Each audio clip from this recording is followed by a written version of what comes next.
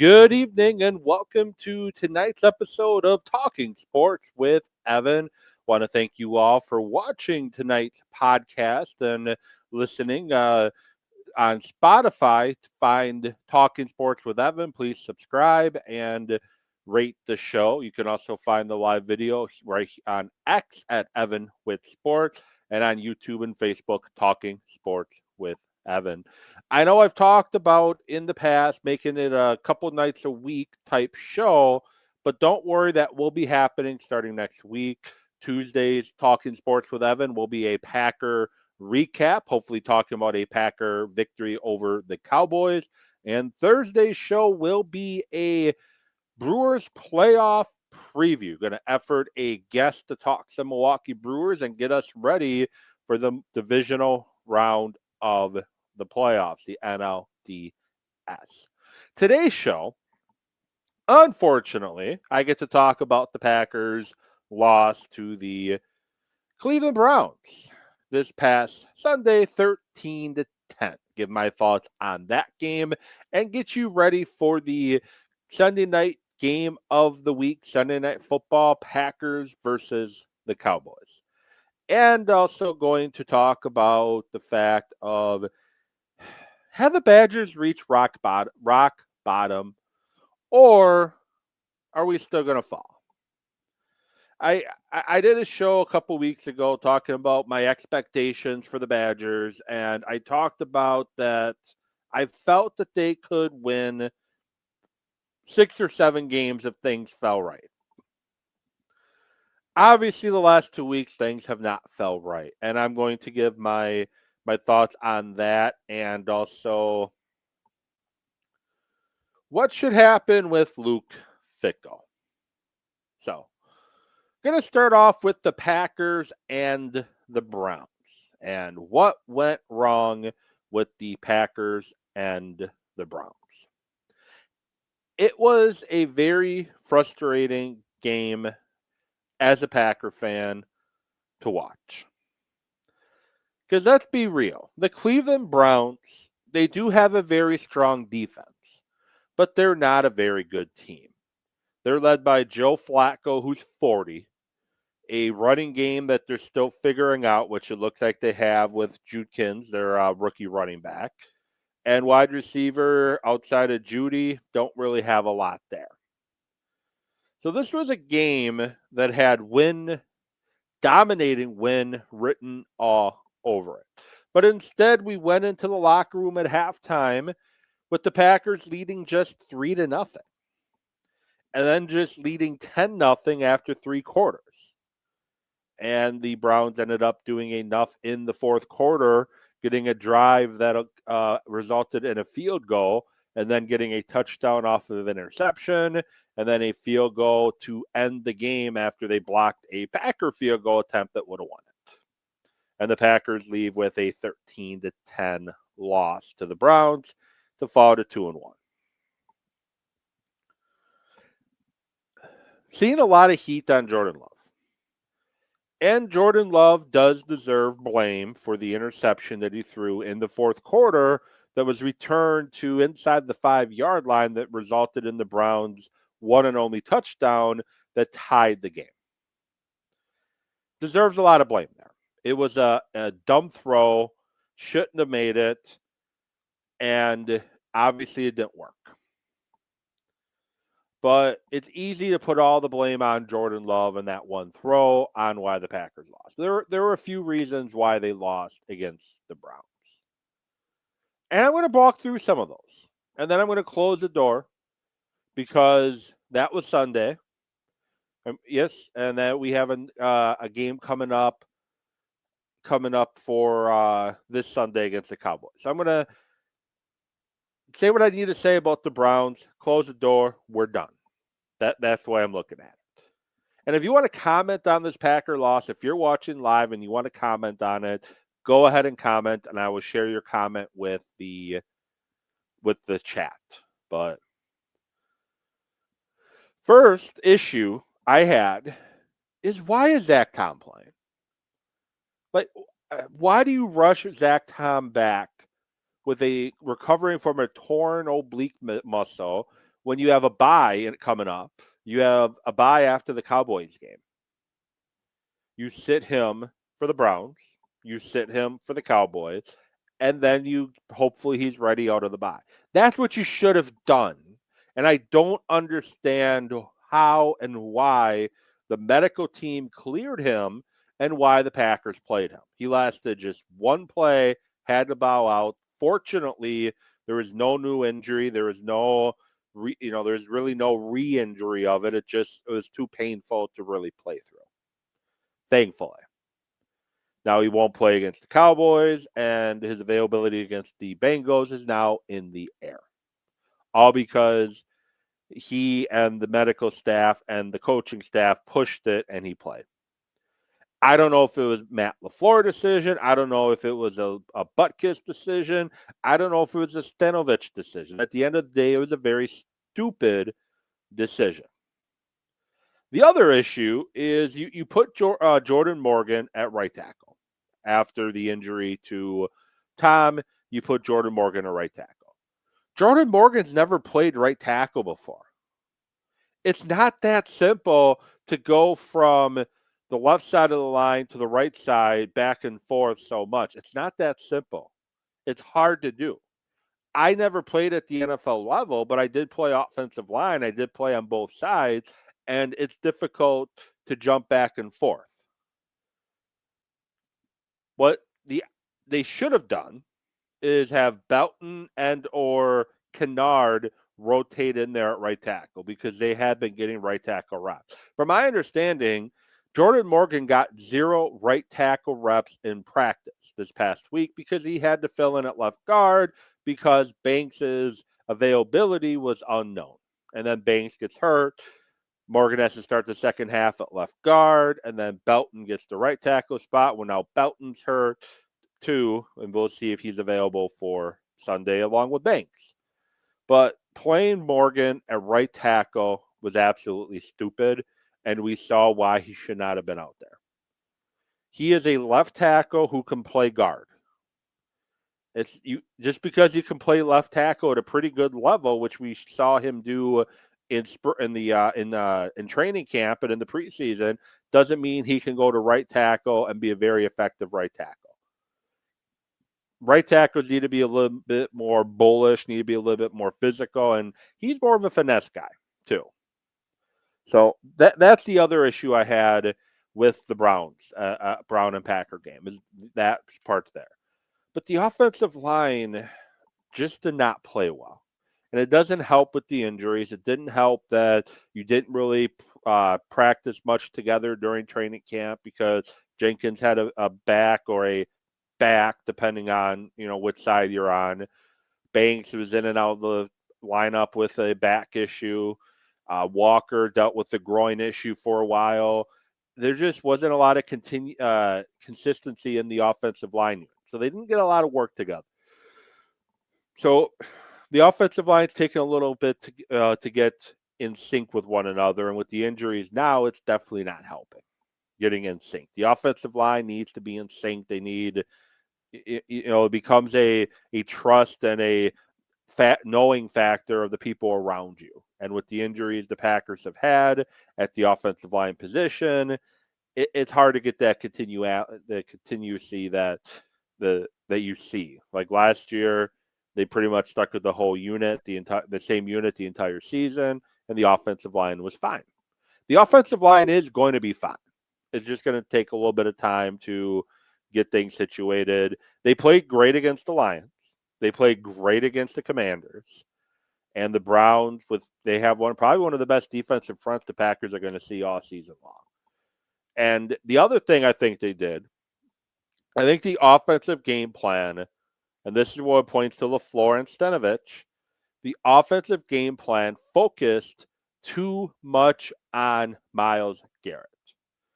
It was, we are going to do everything we possibly can to neutralize Myles Garrett, and other guys beat you up front. They struggled to pick up stunts. They struggled to pick up twists. They struggled just to block men one-on-one. And Jordan Love got sacked and hit way too many times. Way too many times, Jordan Love took hits and shots that he should not had to have taken.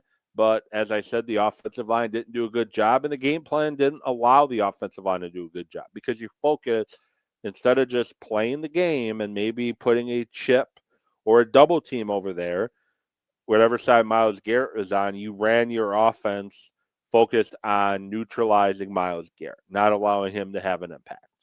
And you screwed everything else up because of that, because the other guys beat your guys' ass in that game.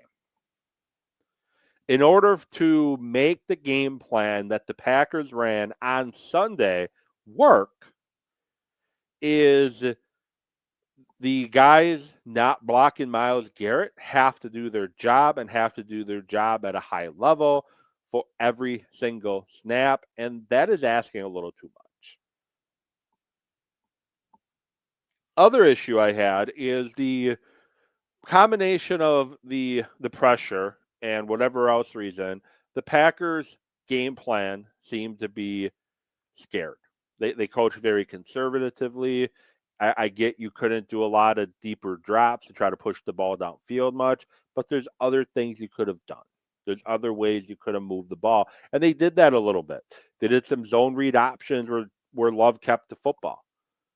They did some rollouts and some sprint outs that got some nice yardage too, but they didn't do a good job consistently enough. I knew going in this wasn't going to be a cakewalk because the Browns defense is good, but I figured the Packers would win, and unfortunately they didn't. But and now let's talk about the big elephant in the room, the Jordan Love interception. When I look at that play, and I know I'm going to be called a homer and defending Love and putting kid gloves on with him, but I put about 55 to 60% of the blame of that interception on Matt LaFleur. And here's why. Why are you running a triple slant on 3rd and 3 with press coverage?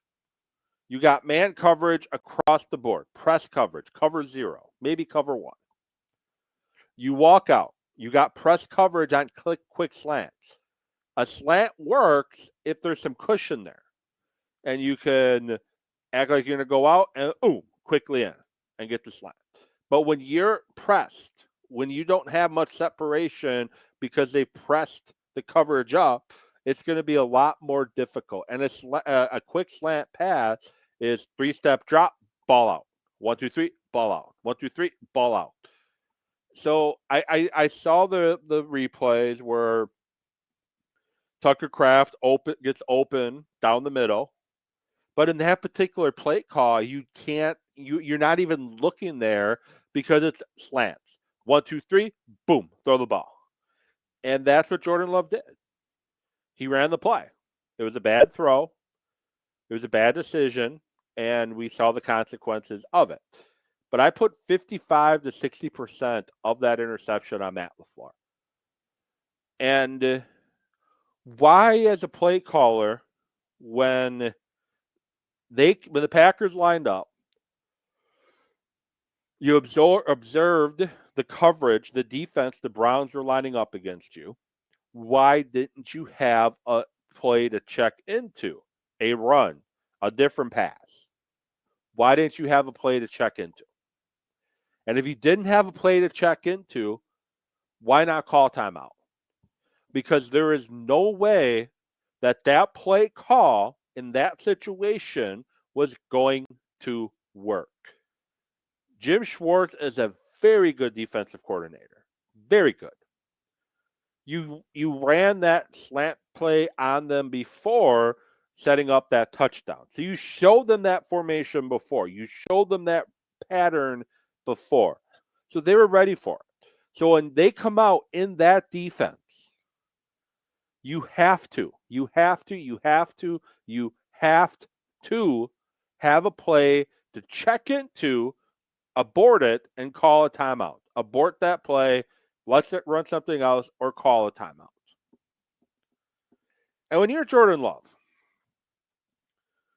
when you see them come out in that situation, You look over. Oh, they got press coverage. If you have another play call, like they give you, the Packers do a lot of cans. When you see the for those watching the video, when you see, I'm putting my hands to the side of my head right now. When you see them do that, they're checking out of one play and going to another. So, hey, this play not going to work, or we want to check out of it, so we're going to tap the sides of our helmets and we're going to check into a different play. Why not do that in that situation? Like I don't know if it was what's called a can play. You either run this or you can run that. I don't know if it was that at all, and I wish somebody would have asked. LaFleur just said it was a bad play call, but why not do a can play in that situation? Have a backup play if you don't get the look you want, and you can call a timeout. So if there was a can play there, why is Jordan Love not checking out of that play? And then why is he throwing that ball? Even if the defender wasn't there, it's going to be incomplete on a very ugly throw. It was an ugly throw regardless. The defender made a great play to come up with the interception. And then I saw zero urgency from anybody really on the field until after he took off running. Everyone kind of just froze in place. He gets up, he takes off the other way, and that's inexcusable. I put the majority of this loss on Matt LaFleur. Because as the head coach of the football team, it is your responsibility to have the guys prepared to play. You talked about in practice. You talked about in practice that practice was sloppy. And I know they're trying to do things to fix it, but obviously something didn't get through. You put together a crappy game plan, too. And your plan for the offensive line clearly didn't work. I know you were planning on Zach Tom playing, but if you just strictly anticipated Zach Tom playing, 2 weeks after suffering a torn oblique, even with that extra time off, that you were that certain he was going to be able to play for 4 quarters of football and play every single snap in that game, if you truly believe that, that is coaching malpractice. You're very unlikely to get through a game without any injuries as it is going into a game with everybody healthy.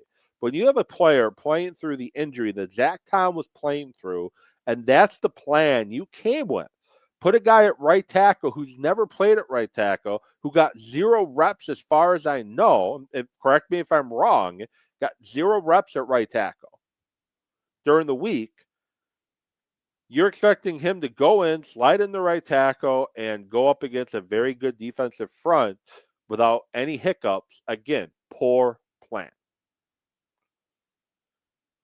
Now, some positives about this loss. It was a non-conference opponent. So, in terms of tiebreakers later on, it's not going to hurt you as much as long as you take care of your business. I think the Packers and their players were starting to get a little too wrapped up in their press clippings, a little too much. And this loss kind of puts you in check. Like, hey, this is the National Effing Football League, the NFL, the National Football League. You can get humbled very easily. If you don't put in the work you need to put in to perfect your craft each and every day and come in with a sense of urgency and a sense of energy, every opponent that lines up across from you, you're going to get humbled.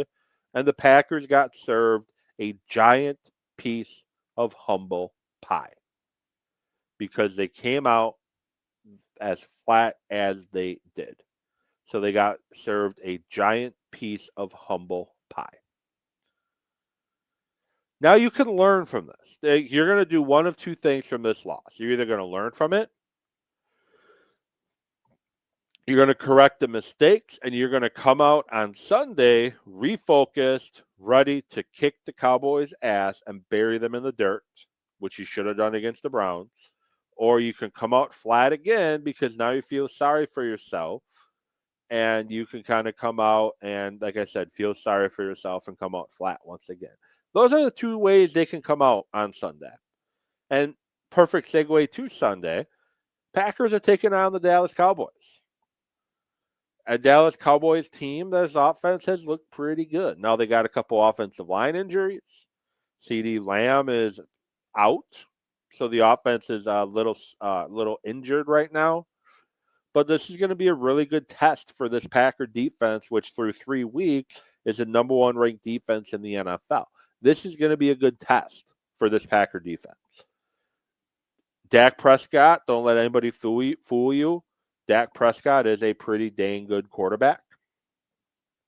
He can be a little careless with the football at times, but he's a pretty good quarterback. Javonte Williams, pretty good running back, and the Cowboys' offensive line is pretty good when healthy, and their backups aren't too bad either. And Jake Ferguson is a very good tight end, and George Pickens is a very good wide receiver. So this team isn't just a bunch of pushover offensively. This is going to be an actual test for this Packer defense. Probably the first test, big test they're going to have this season after how much they dominated the Lions and the Commanders and shut those offenses down. This is going to be the first big test after, the 3 weeks of playing dominant football. You can't sleep on this Cowboy offense. Defensively, the Cowboys, not very good. They gave up 31 against the Bears, who were struggling. They gave up 47 against the Giants, who just benched their starting quarterback. And they gave up 24 against the Eagles, and they were not able to get off the field against the Eagles in week 1 when it mattered most. 2 of their corners have not practiced the last 2 days due to injury. And this is a team that is vulnerable against speed. Against the Bears, their rookie wide receiver, Luther Burden the third, 3 catches, 101 yards, and a touchdown. The touchdown came on a really good design flea flicker. He got them big time in week 3. Week 2, Malik Neighbors, 9 for 162, and Wendell Robinson, 8 for 142. Those 2 receivers have a lot of speed and quickness. And against the Eagles, it wasn't Brown that beat you. It wasn't A.J. Brown that beat you. It was Dotson, 3 catches for 59 yards, and your tight end, Dallas Goedert, 7 for 44. That's who beat you through the passing game. So this is a game that is tailor-made for Matthew Golden and Tucker Kraft to put up huge numbers. And that's kind of what I'm expecting. I'm expecting the Packers offense to come out, put points on the board, and really look like the offense we've been hoping we're going to see. We saw pieces of it against Detroit, but it got a little bit inconsistent. We saw pieces of it in Washington, got a little inconsistent. But I think this should be the game that the Packers offense comes out and really shows what they are all about. And I think we're going to see Josh Jacobs have a pretty strong game too. Now, jumping back to the Packers defensive side of the ball, Micah Parsons is going to be motivated big time to really show the Cowboys that you done effed up by trading me. And what I hope doesn't happen is he overruns the quarterback. He tries too hard. But at the end of the day, one of the nice things is Rashawn Gary currently with 4.5 sacks on the season, leading the NFL. he has really stepped up and started making plays with Micah Parsons on the opposite side of him or even on the sidelines. Rashawn Gary is becoming that pass rusher that we were hoping he was going to be before, but the ACL injury kind of set things back, but now he's looking the part. Lucas Van Ness is looking like a first-round pick. Devontae Wyatt's looking like a first-round pick. But I think the Packers win. I think they win pretty similar to how the Bears won last week. I see Packers putting up 30 plus against the Cowboys, 31 to 35-ish range. And I see the Cowboys maybe 17 to 21 points. They might score some touchdowns late in the game to make the score seem a little bit closer than it actually was. So that's my big thought on the Packers and the Cowboys. Moving on quick, and I know I try to keep these at 30 minutes, and I'm running out a little bit of time here. So, again, you can find the video version on X Evan Witt Sports. As you can see at the bottom corner, YouTube and Facebook, Talking Sports with Evan. And you can find the podcast on Spotify.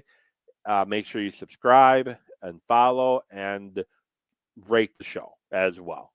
Really want to grow the Spotify listens moving forward. I'm kind of shifting away from Substack and trying to put all my effort in Spotify right now. So please come on over and subscribe and become a follower there. Last thing I want to talk about is the Badger football program. Before week 1 against Miami of Ohio, I talked about what my expectations were with the Badger football team this year.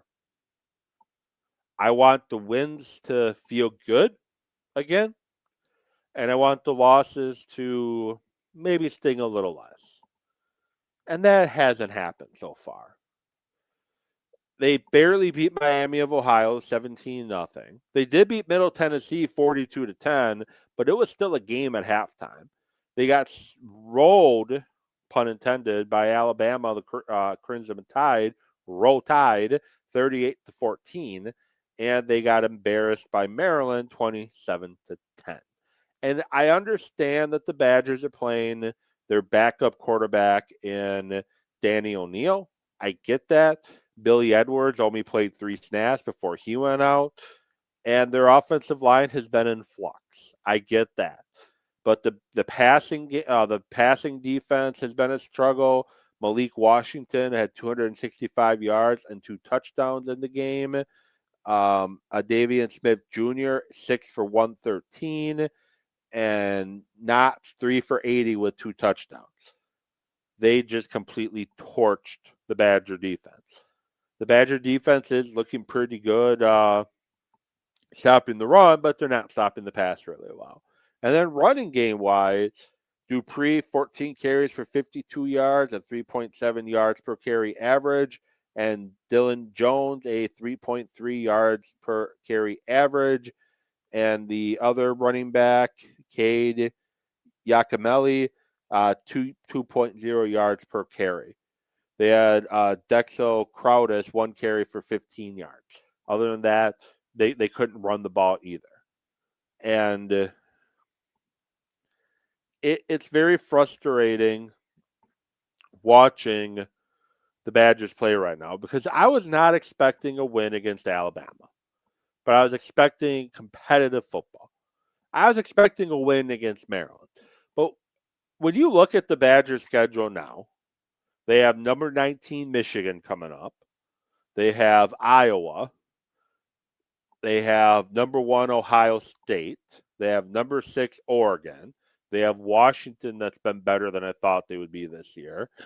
They got number 11 Indiana. They got number 23 Illinois before closing the season against Minnesota. Realistically, you might, and the key word is might, have 2 wins in those games that are left. Minnesota and Iowa. Those are only 2 games that you have a realistic shot, in my opinion, of winning. Then it comes down to, I talked about have they reached rock bottom, And clearly they haven't yet because Ohio State's probably going to put up a 40 or 50 spot on them. Oregon's probably going to put up a 50 or 60 spot on them. They put 60 something points up on Oklahoma State earlier this year. And I could see them doing the same against Wisconsin. Washington's a high powered offense. Indiana's a high powered offense. And Illinois is a ground and pound type, uh, typical Wisconsin type team. I liked and I supported and I was encouraged by the Luke Fickell hire when the Badgers first brought him in. I thought it was a good attempt to put the program where you want it.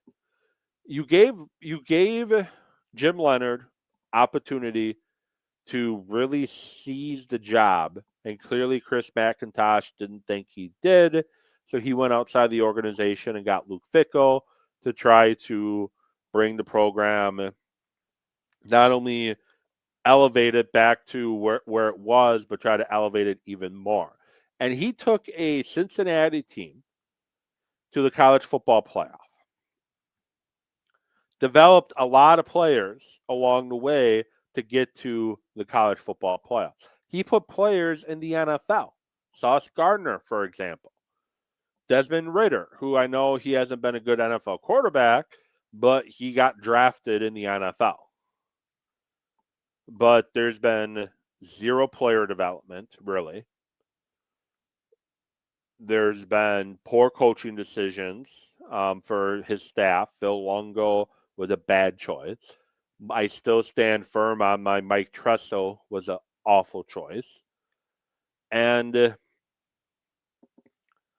if you were to ask me what the Badgers' identity was,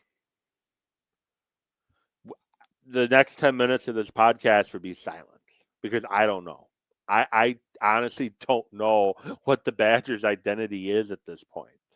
I really don't know. And that's very sad to me because I grew up watching every Badger football game you could think of. I watched every game during the Barry Alvarez era. Typically watching them sitting on my couch at home, watching my dad cheering on the Badgers, sometimes staying up late at night at like 10:30 to rewatch the broadcast on PBS because it wasn't on regular television that day, so we had to stay up and watch the game on PBS at 10:30 at night. And you knew those identities. Tough-nosed defense, physical, aggressive, and a hard-nosed running game and some play-action pass that could beat you. And I know college football has evolved, and you're not going to be able to continue to win the way Barry won if you want to be national champions. But they have no identity. They have none. They don't play defense well. They don't. The offensive line is awful. The running game suffers because of that. They have zero identity. And I know it's going to cost a ton of money to tell him to go away. But I think at the end of the year, they got to figure out how to come up with that money to tell him to go away. And then you start looking for the next head football coach of Wisconsin. Now, I can't take credit for this opinion because I heard it earlier this week on ESPN Wisconsin during KBN. Alex Strofe brought this up, and I agree with him 100% completely. You got to let Luke Fickell finish out the year, though, unless things get even worse. You got to let him finish out the year because the buyout's going to come down slightly when the season's over. Plus, the reason why you needed to let Paul Chryst go when you did, because you had a guy in-house that you wanted to get a chance to kind of audition for that job. You don't have anybody on the staff that deserves to be on this staff beyond this season. Not a single one. So who are you going to name as interim? Nobody. There's literally nobody on the staff that deserves a chance as the interim coach. You want to start fresh, and I think the best way to do that is just let Fickell finish out the year, and can the entire staff, especially Tressel, and start over again at that position. And I think it's honestly time, too, to start maybe questioning if Chris McIntosh is the right person for the job. The women's basketball coaching hire was a huge head scratcher and question mark. The former coach is now being sued for mistreatment of her former players. And there are some other sports that there's been some issues off the court or off the field as well. So the athletic program seems a little discombobulated right now. So you also have to ask the question, is Chris McIntosh fit, or is he the right man to do the job?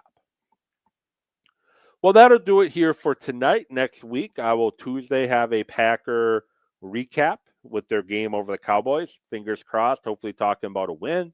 And on Thursday, we'll bring you a Brewer playoff preview. This has been Talking Sports with Evan.